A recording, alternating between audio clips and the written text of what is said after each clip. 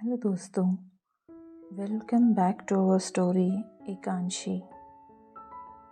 एक स्टोरी जिंदगी में प्यार की तलाश की, एक कहानी रूठे हुए दिलों की, एक कहानी उन जिंदगियों की जिन्हें अपनी लाइफ में कभी वो नहीं मिला जो वो पाना चाहते थे, पर वो मिला जो उनके लिए सबसे बेस्ट था।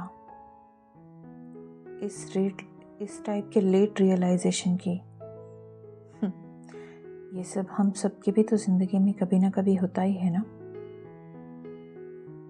आज बहुत दिनों बाद एकांशी आराम से उठी। बेड से उठते हुए एकांशी ने रियलाइज़ किया कि उसके बदन में अभी भी हल्का हल्का दर्द हो रहा था। वो आज काम पर न जाने की सोच ही रही थी कि तभी उसकी नज़र वीरांशु के बाजू में सो रहे राजवीर पर पड़ी। पहले तो वो चौंक गई। राजवीर यहाँ उसके कमरे में उसी के बेड पर सो रहा था, पर अगले ही पल उसकी नज़रों ने कुछ और भी देखा। वो कभी राजवीर की तरफ देखती तो कभी वीरांशु की तरफ। वीरांशु राजवीर के ऊपर अपनी दोनों टांगें फैलाकर आराम से सो रहा था। वही राजवीर इस सब से बेखबर गहरी नींद में था। दोनों को देखकर कोई ये कह ही नहीं सकता था कि ये एक दूसरे से पहले कभी भी मिले नहीं थे। सोते वक्त भी दोनों के बीच एक अलग ही अटैचमेंट नज़र आ रही थी।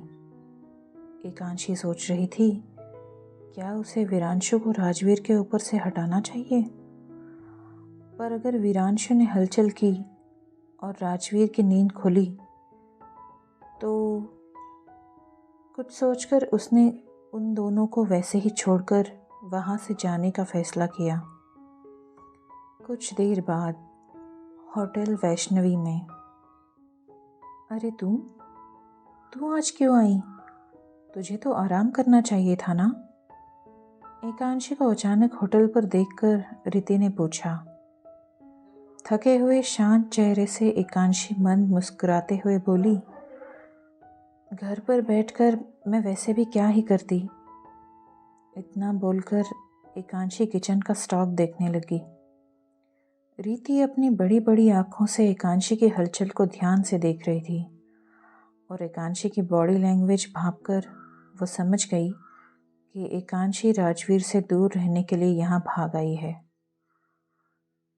एका, तूने वीरांशु को तो सुबह उठाया है ना?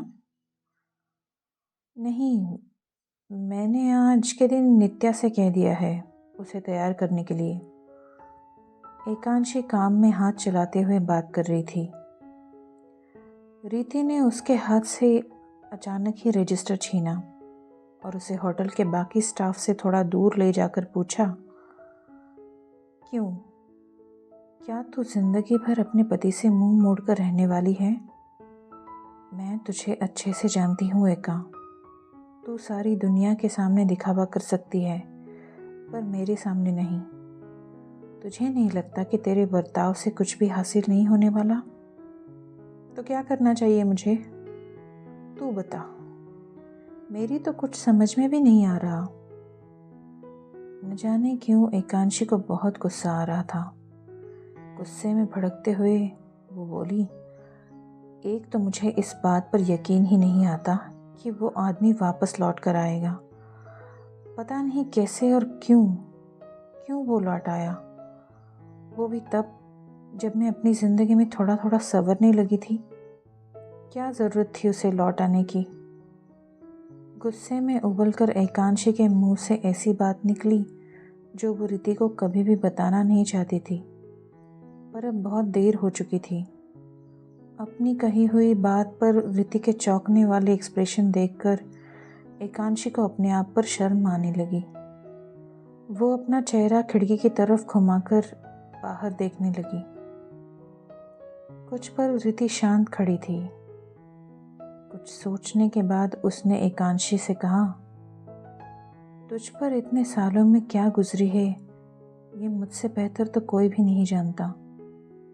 मैंने देखा है एका, तुझे दुनिया के ताने चुपचाप बर्दाश्त करते हुए, अपनी फैमिली की ज़रूरतें पूरे करने के लिए मेहनत करते हुए और अपनी किस्मत से लड़कर जीतते हुए भी। पर ये सारी बातें एक तरफ है और रिश्ते नाते एक तरफ। शायद मैंने तेरे जितना करीब से दुनिया को नहीं जाना, पर फिर भी ज़िंदगी में मेहनत, स्ट्रगल और हार जीत के अलावा प्यार, रिश्ता और अपनापन, ये सारी बातें भी होती है।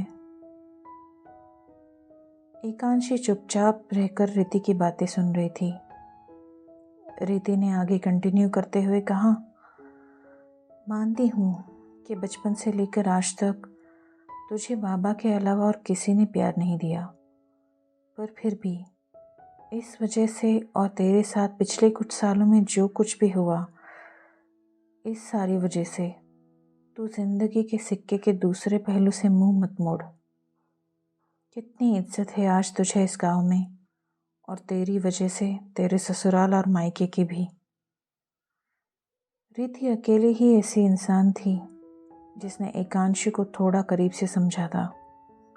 सौतेली बड़ी बहन होने के बावजूद उसने अपने से 2 साल छोटी रिति को कभी भी सौतेलापन नहीं जताया था। उल्टा रिति और उसका छोटा भाई विशाल एक बार अपनी माँ निर्मला की बातों को अनदेखा कर सकते थे, पर एकांशी की हर बात को वो सर आँखों पर बिठाते थे।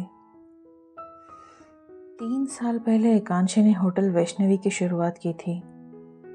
ये उसके सक्सेस की पहली सीढ़ी थी।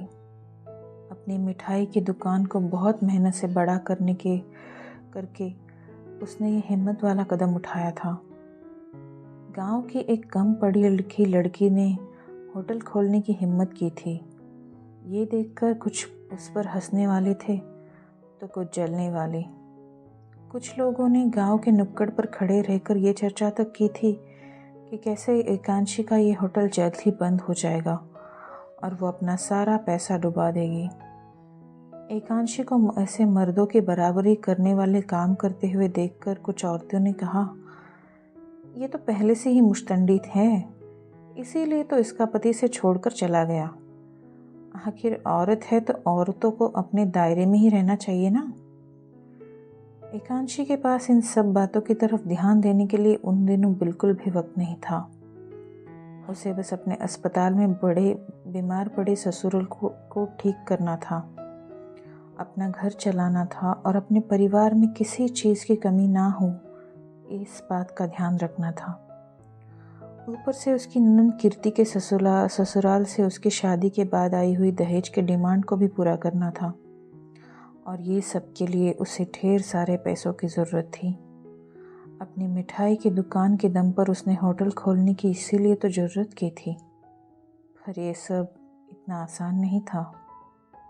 मेहनत, स्ट्रगल एक जगह होती है, पर उसी के साथ एक ऐसे समाज में जिसमें औरतों को अभी भी कम समझा जाता है, उस समाज में कोई ऐसी हिम्मत दिखाना थोड़ा मुश्किल था। फिर भी उसे ये ज़रूर करना था, अपने लिए और अपने परिवार के लिए। वो कुछ भी कर सकती थी, और अपने खोए हुए मान सम्मान के लिए भी। दोस्तों, अगर कहानी पसंद आए तो इस वीडियो को लाइक और चैनल को सब्सक्राइब ज़रूर कीजिएगा। आपका ये एक छोटा सा काम मुझे अपनी कहानी को कंटिन्यू करने के लिए मोटिवेशन देगा। Thank you.